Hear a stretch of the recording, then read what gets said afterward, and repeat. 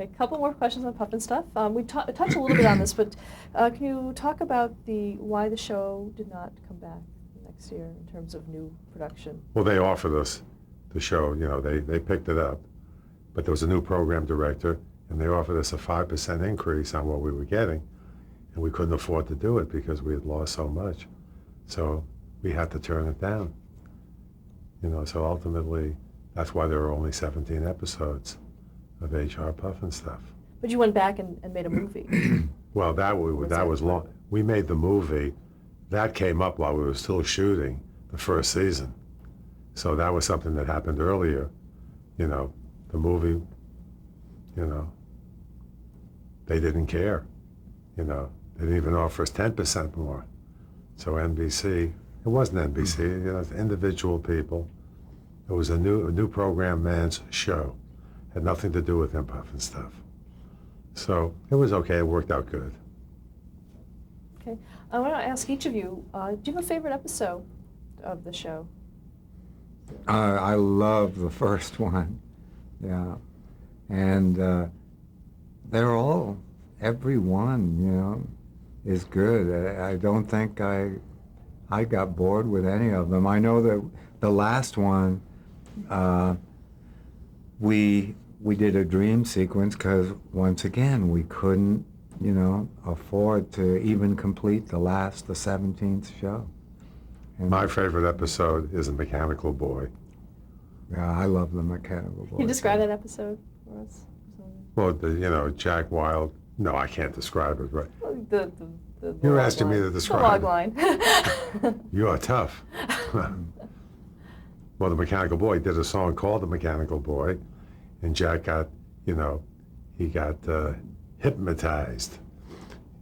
Had a, the wand, the Witchy Poo's wand got him.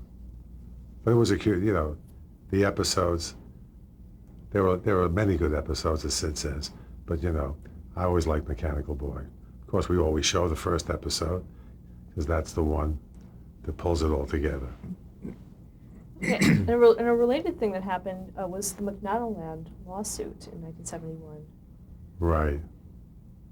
So what do you want to know about that? Just talk about what happened with that. Well, McDonald's, Ray Kroc had access with me personally, and then one day the advertising agency came to us and they asked us if we could create a McDonaldland concept. A la Puff and Stuff, they said. And actually, they hired us to do it, and in the middle of the design, Marty was in Europe. They stopped it and said that they were not going to do it. And I called Marty in London and said, I'm stopping the art department from doing the McDonaldland, and then that was in the middle of the summer. I think it was January or February, we saw it on the air. And so there was a lawsuit. It was the first time I'd ever been in court.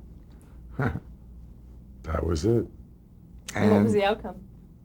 The outcome was 13 years later, the court system, ultimately we did win, at the end of 13 years. So the leading case in copyright law today is Sid and Marty Krofft versus McDonald's. Why did it take so long? Why? Well, it's the system, I guess. It's it's a frightening system, And you were dealing with a big corporation, McDonald's. I mean, two little guys like us fighting McDonald's. It was quite a challenge. The next show you did was The Bugaloos in 1970. Can you talk about how that came about? Well, it was a crazy idea, I guess, that we got.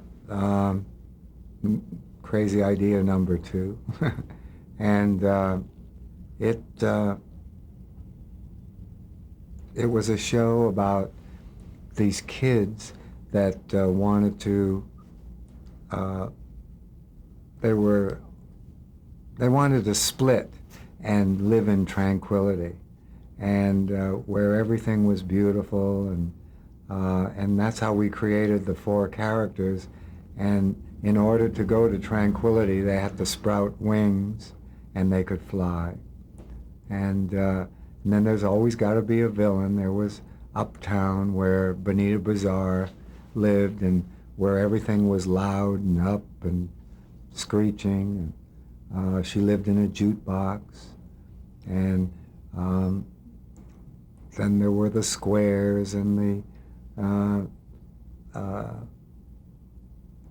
all these crazy characters that were developed for it. It was quite a wild concept. It was a perfect follow-up to Puff and Stuff. And Martha Ray played Bonita Bazaar. Now, how did you divide your duties on the show? What were your responsibilities, Marty? What were my responsibilities? The financial responsibilities. Marty got into the creative, and Marty. I have to always keep the company from going under, right? Marty the would license fee on this one was probably $10,000 more than on Puff and Stuff. So it was a very elaborate show. Yeah. So this one was another one, that drained us, but we survived. So my responsibility basically was to run the company and to try and keep the things together, and have big arguments with my brother that said I have to have this no matter what it costs, and so those things were always, it was never really, it was always very difficult for me. It was never pleasant doing, a lot of people say, you must have had a great time doing all these shows. You don't have a great time doing these things. People that work for you do, but you got so much going on, and you're always, I was always the one that had to say we couldn't do this.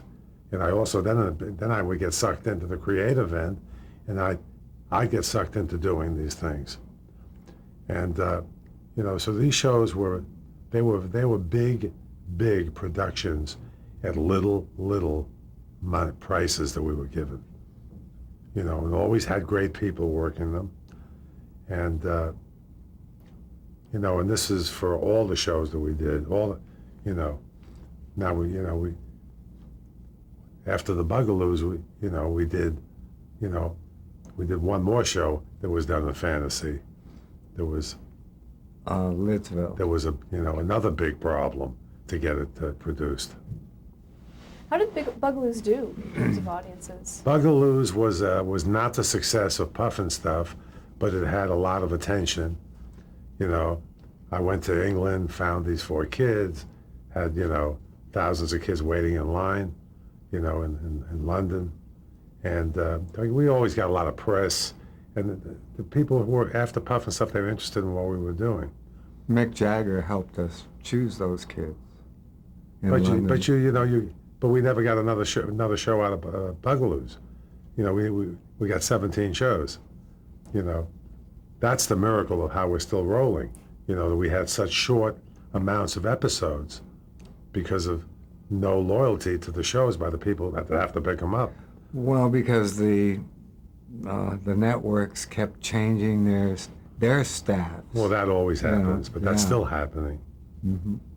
That's the same. And compared to those times and this time, as far as ratings are concerned, they were huge if you compared them to the ratings of today, because there were just 3 networks.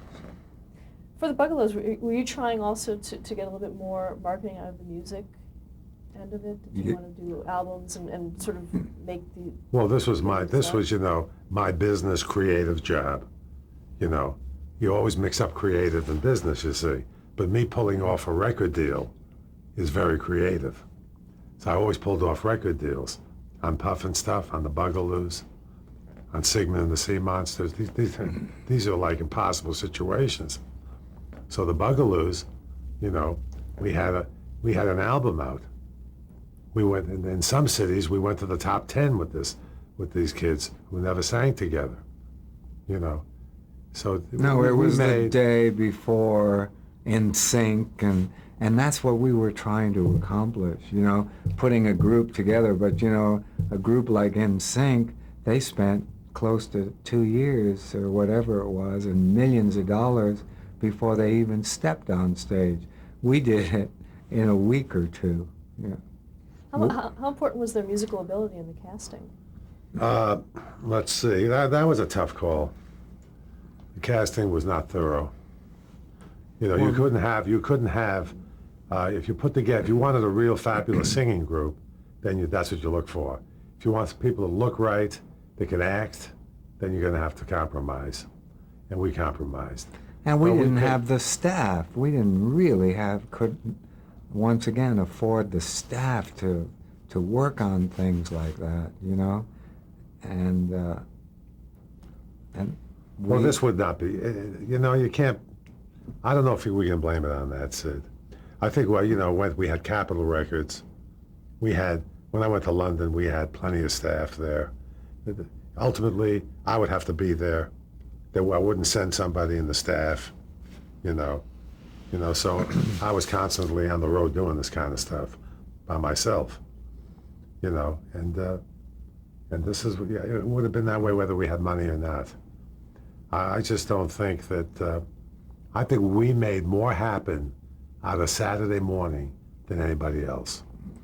Saturday morning was the drudges, you know, of television.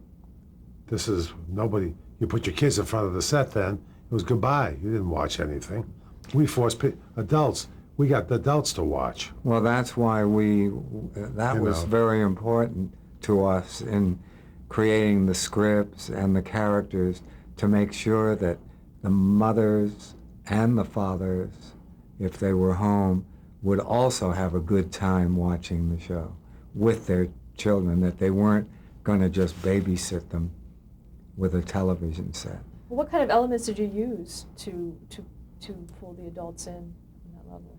Well, just the writing, the jokes, and it wasn't ring around the rosy, you know. I always felt that you can't put a child down, and they want to be an adult, and they want to laugh with their bigger sisters and brothers and their moms and their dads, because when they laugh hard, the child laughs harder.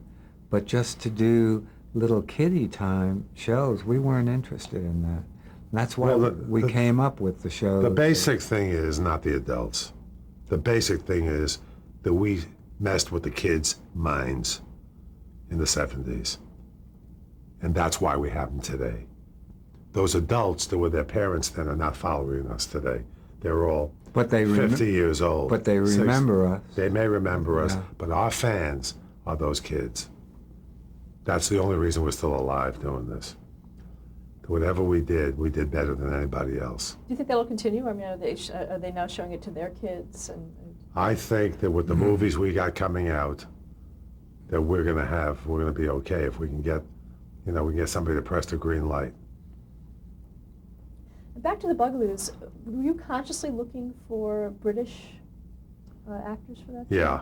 At that time we were. Well, because of Jack Wilde. No, because it of, became because such a of big the success Beatles. for us. And it was the Beatles. It was English. It was the whole world was English then. It isn't today. If we cast a kid today, it probably won't be an English kid, and it'll probably seem awkward to us, but it probably won't be the right thing to do today. Was it even for the casting of Jack Wilde? Was that also in your minds, the Beatles, or was that? I think Jack Wilde came into our minds because Jack Wilde was one of a kind. And to find another one of a kind is not that easy. And it was... that's really what it is. I mean, I think we would have hired him if he was Dutch, This kid was great, And there was a fantasy about, his accent. The kids loved that. He had this great Cockney accent. Don't think kids ever heard that before. And that's why they fell in love with him. Let's go on. The next show that you produced was in 1971, Lidsville. Lidsville. You know, I do a lot of my creating running down the beach. I run 9 miles every day. And I had all these running hats in my van. Each day I'd have another hat.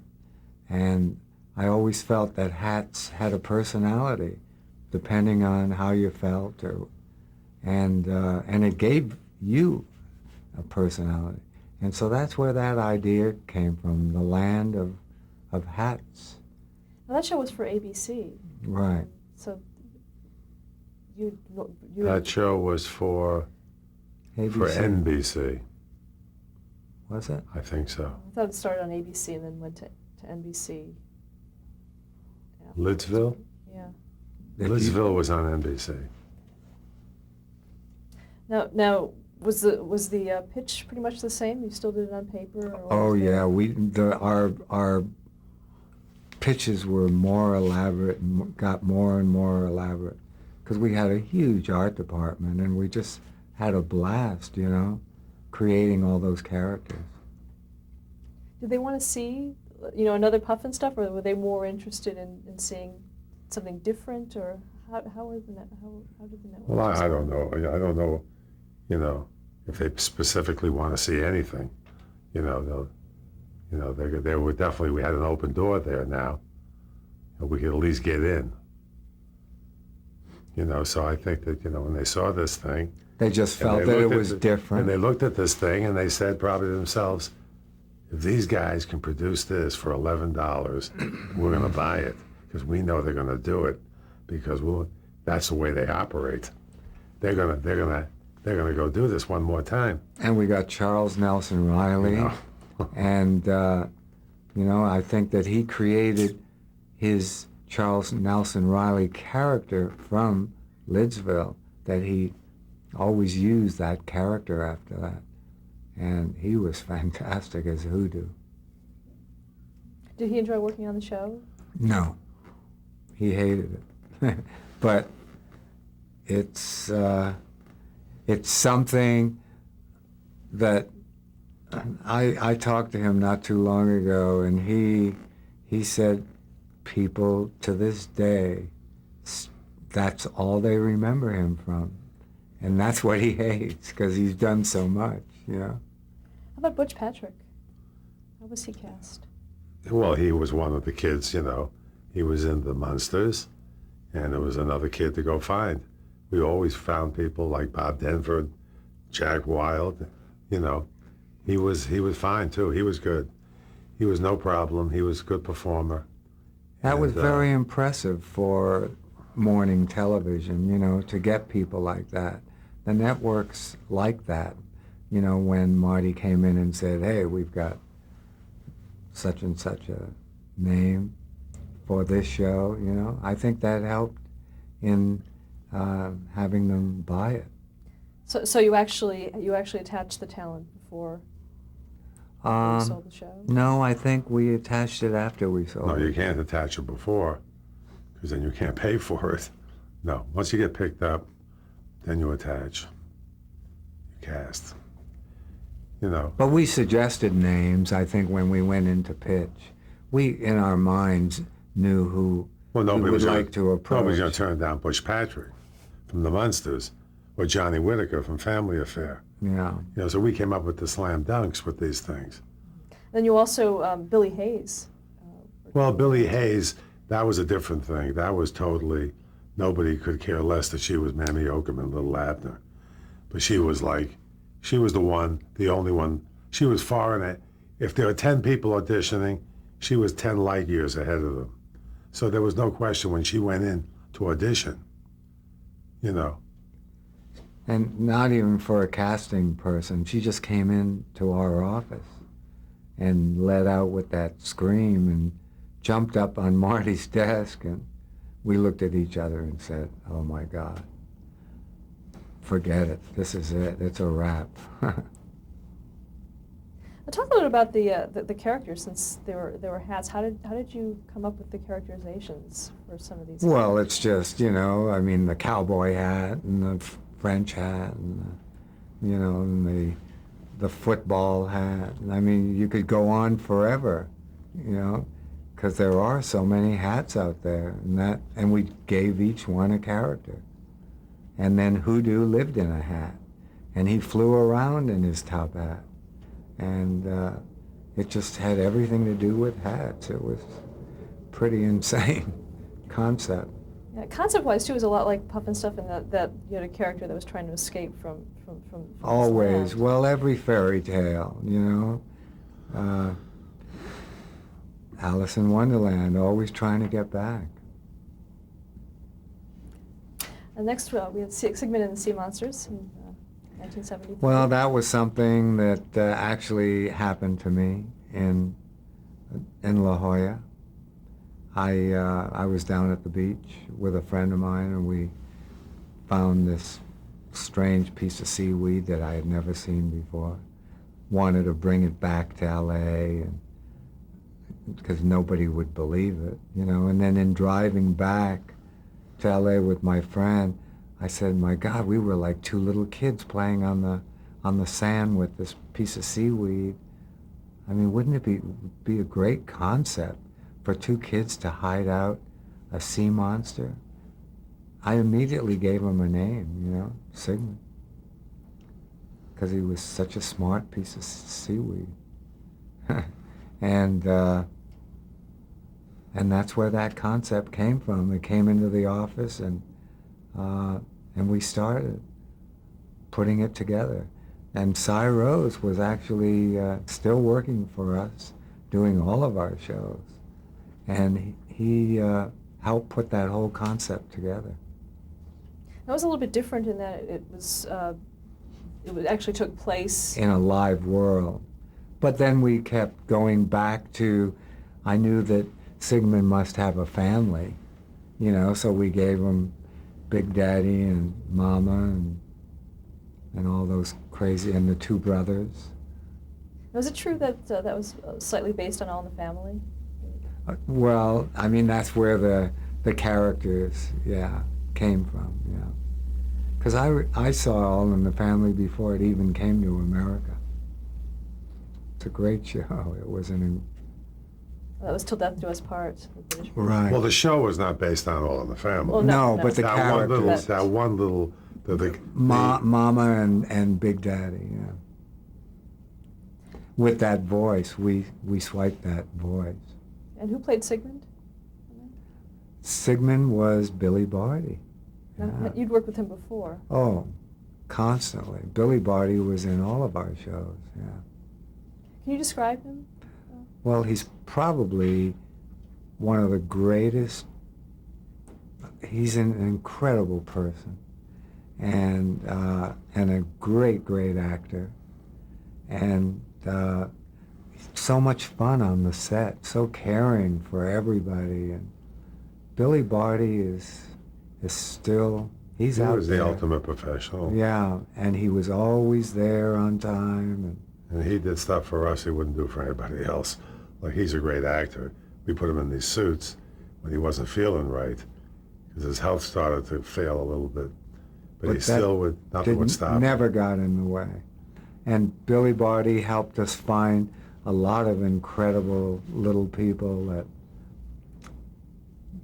came and were in all of our shows. What were some of the challenges for a costumed puppeteer? You know, how were they able to The bring out heat, character? the heat. We'd have to.